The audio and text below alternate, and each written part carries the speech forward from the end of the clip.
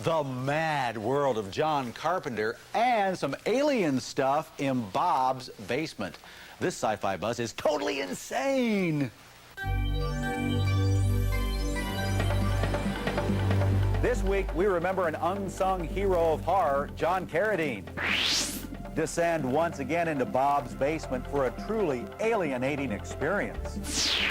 Buzz with avid fantasy reader turned avid fantasy writer, Barbra Hambly. And discover the method to the madness of John Carpenter's In the Mouth of Madness. I know this book will drive people crazy. Let's hope so. The movie comes out next month.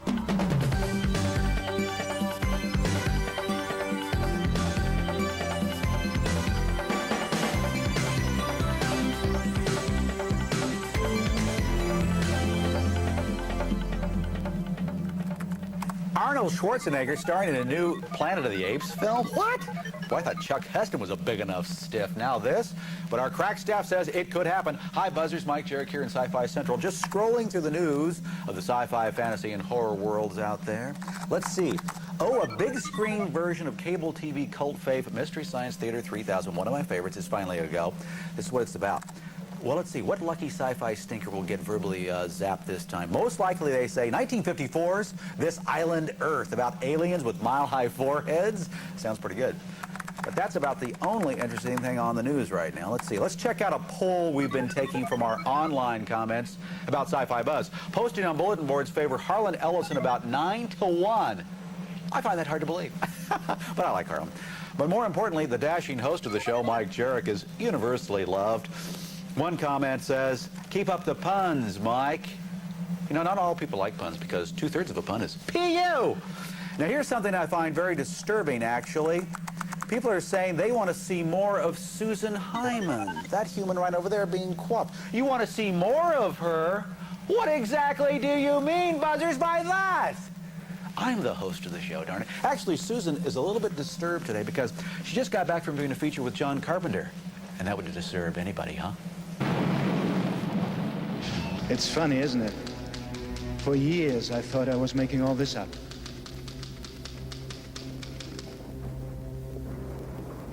But they were telling me what to write. John Carpenter, the director behind terrifying treats like The Fog and Halloween, has returned with his first full-blown horror fare since 1988's They Live. His latest fright fest, In the Mouth of Madness, is inspired by the macabre images conjured up by early 20th century pulp writer H.P. Lovecraft. Usually in a Lovecraft story, the narrator will see something that will drive him almost completely crazy. It will be this unbelievable, indescribable, you can't even talk about it. Well, you see the problem for movies. How are you going to show something that's indescribable? Do you read Sutter Kane? What? The film's premise is that the latest book by Sutter Kane, a popular horror novelist, literally drives readers insane. When the mysterious author disappears, an insurance investigator and Kane's editor, played by Julie Carmen, are sent to find him. This is not a typical horror film. It's a psychedelic, mind-bending film. I think it's more like a theological thriller or a metaphysical thriller. I know John Carpenter calls it a monster movie. Well, no matter what one calls this freaky flick, it's strewn with creepy creatures. Carpenter called on K&B Effects, his cohorts on the Showtime trilogy Body Bags, to work their makeup magic on the Madness monsters. In The Thing, my remake of The Thing, we wanted to bring this monster out under a light and say, here's what it can do, and believe it, it is real. Now, In the Mouth of Madness is a different kind of story, so therefore you do different techniques. We kept the creatures a little more shadowy in that, because it's more of a literary story. This is not reality! Reality is not what it used to be. Jurassic Park star Sam Neill plays the cynical insurance investigator who finds he's being sucked into the warped fictional world of a Sutter Kane novel. If you look at The Mouth of Madness, I think it's a damn fine acting job, even if I say so myself, because the trick is to make everything real. Nothing's going to work unless the actor's making you believe it. There's a moment when Sutter Kane's fiction completely overtakes reality. And Carpenter says that was a challenging sequence to visualize. Determined to pull it off, he he went to the wizards at Industrial Light and Magic and asked them to create an optical effect that gives the illusion of a tear in the fabric of reality. That was a difficult one to achieve. That was the most difficult. And it involves several elements. And what you do is you work with people like ILM, who are just brilliant at it, and they come up with ideas.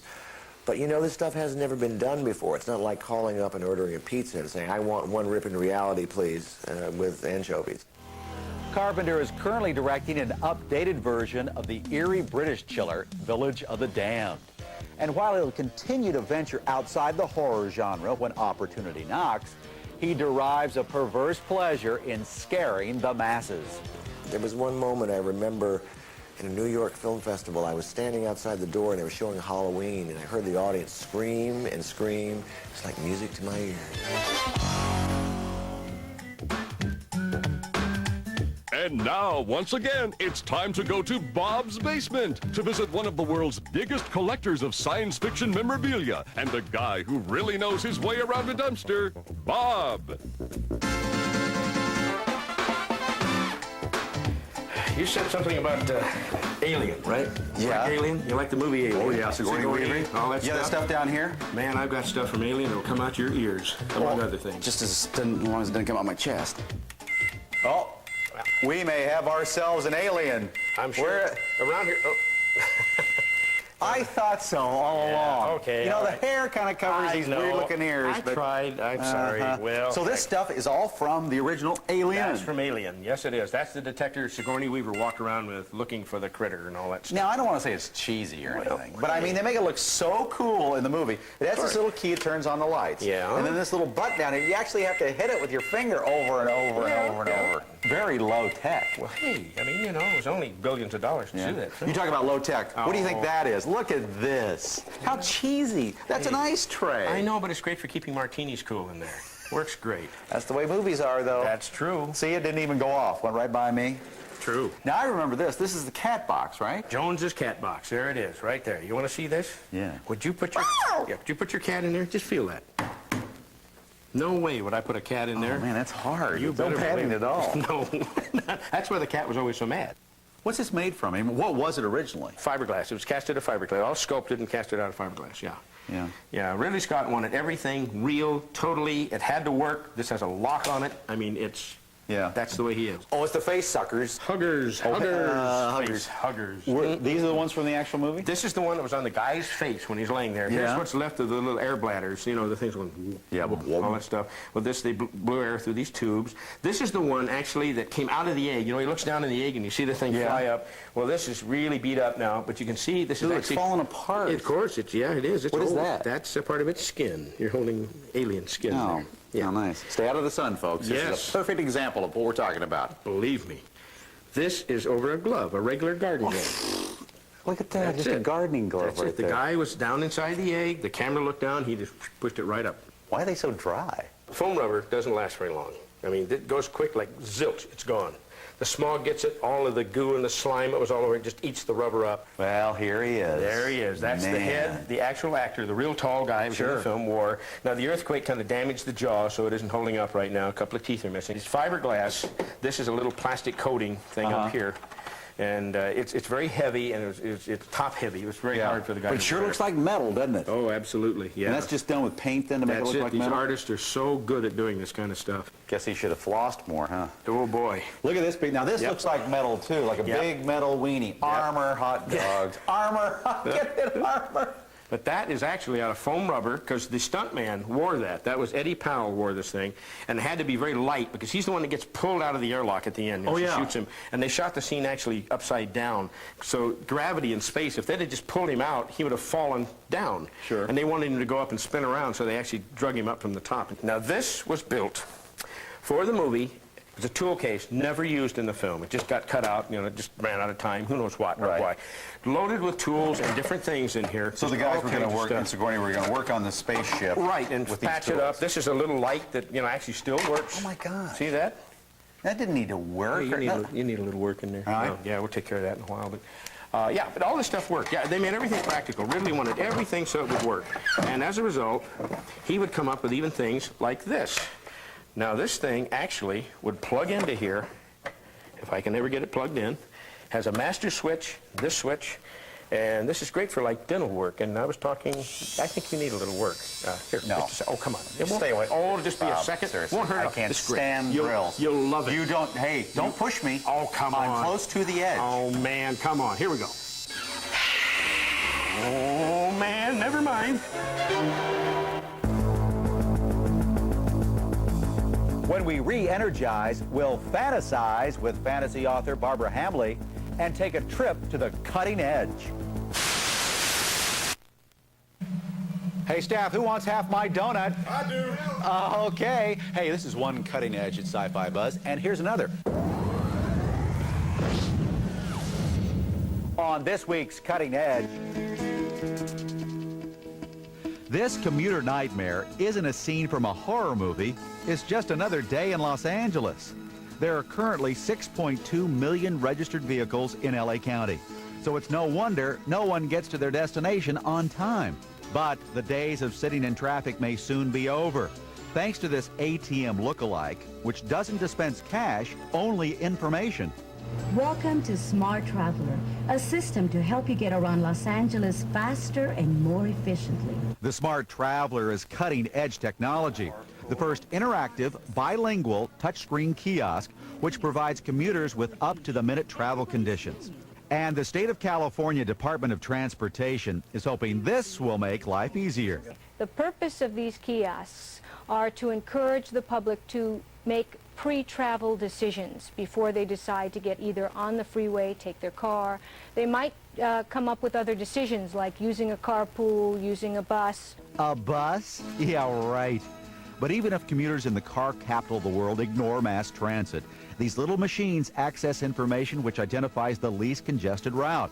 There are currently only 77 kiosks because the advanced travel information systems have not been green-lighted for widespread use. That depends on public response to this pilot program.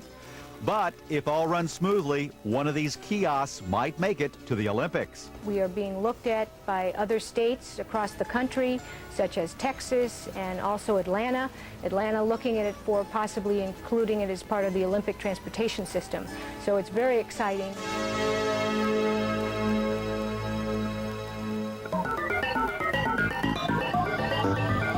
This is Carla in San Diego, and I'd like to recommend Condor, a science fiction convention held annually in San Diego.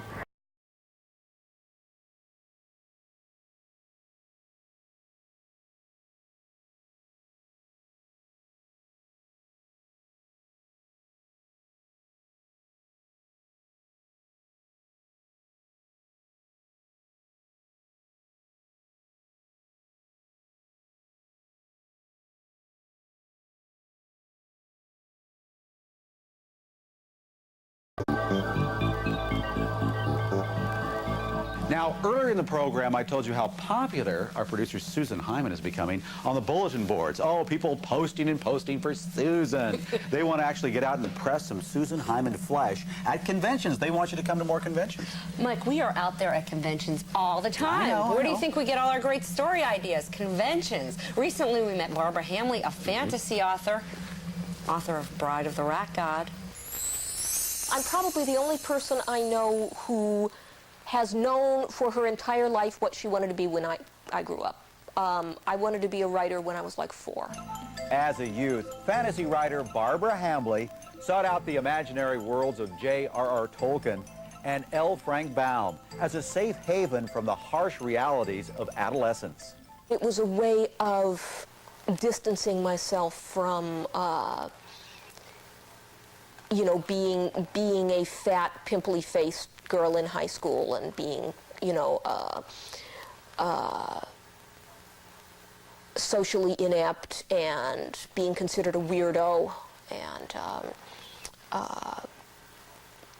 the kind of pain that you go through as a teenager. But unlike most avid fantasy buffs, content to read the work of their favorite authors, Hambly was inspired to write her own stories. I can remember being a small child, and I really wanted to immigrate to Oz.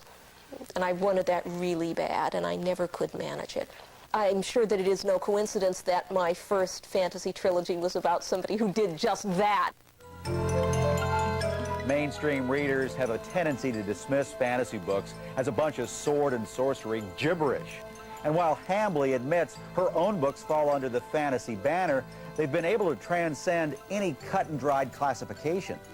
I know that a number of people have said to me, I never read fantasy and I don't like fantasy, but I like your stuff. And the judgment seems to be that my characters are very real and the situations that they are in are very real.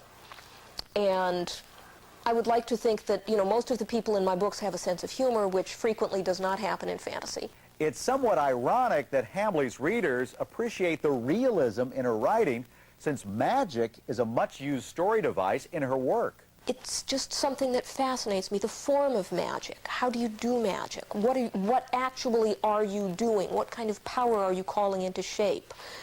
How does a person tap the magic within themselves? Hambly believes consistency is the key to writing good fantasy.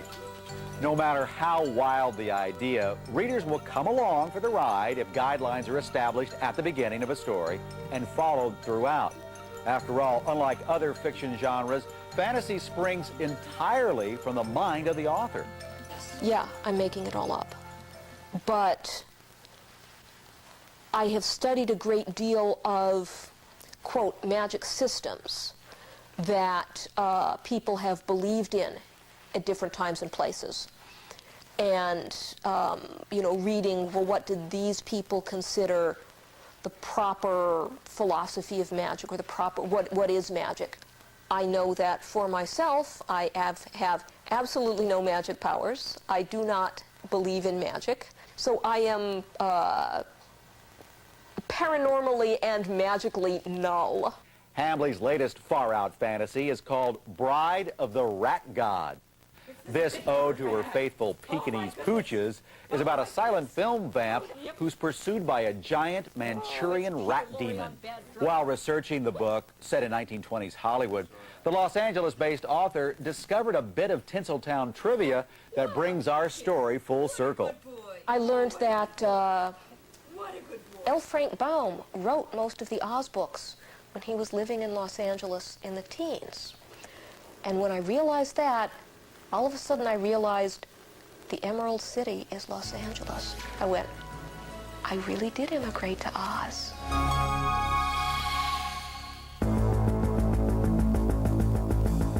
Remembering John Carradine, one of horror film's most prolific actors. Next.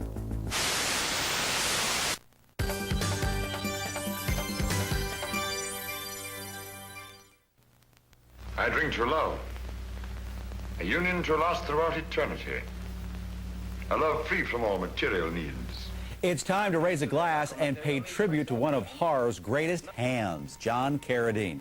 Today, February 5th, marked what would have been the actor's 89th birthday, had he not succumbed to pneumonia in 1988. I'm no longer afraid. I will come for you before the dawn. With his roles in Stagecoach and The Grapes of Wrath, John Carradine became a respected Hollywood character actor.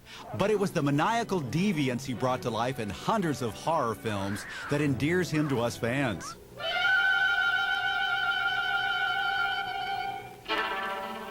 With his gaunt silhouette and booming voice, Carradine forged a film career that spanned almost 6 decades, beginning in 1930. Although some critics insist the actor did his best work in the early 40s, our favorite Carradine period is the mid-40s, starting with his role in Captive Wild Woman in 1943. He plays a scientist who turns an orangutan into a woman. Well done. Bring Karis to me. Wherever he is, guide his steps into these hills where I await him. And how about his compelling work the following year in The Mummy's Ghost? As an Egyptian high priest, Carradine finds Lon Chaney's 3,000-year-old reincarnated lover, only to fall head over heels in love with her himself. I'll take her back, Karis. Together we'll go to our camp. The three of us, I swear it. So you're Bluebeard. Who said so? You'll find another tour de force performance in Bluebeard. Carradine's homicidal puppeteer could take on any modern-day psycho killer.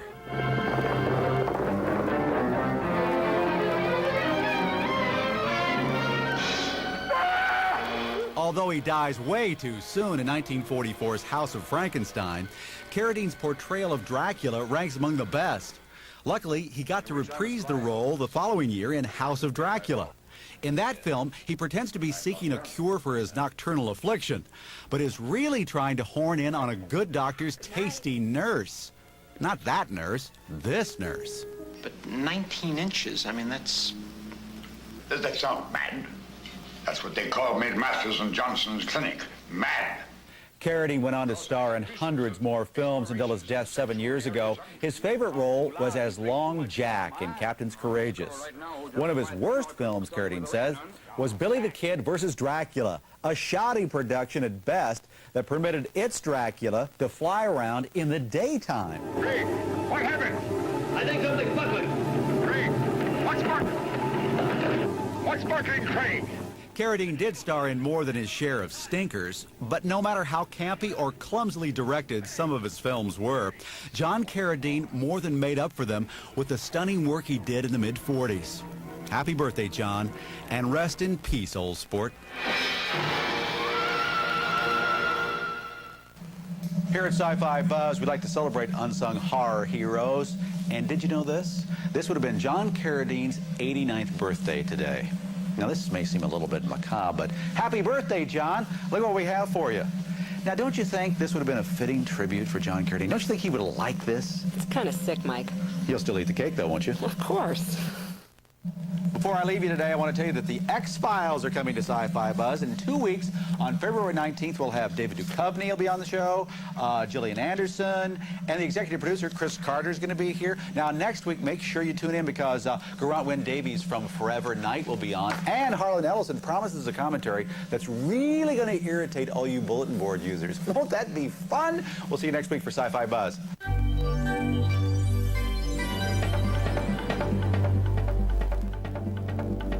The mysteries of aliens, the magic of Houdini, the miracles of angels.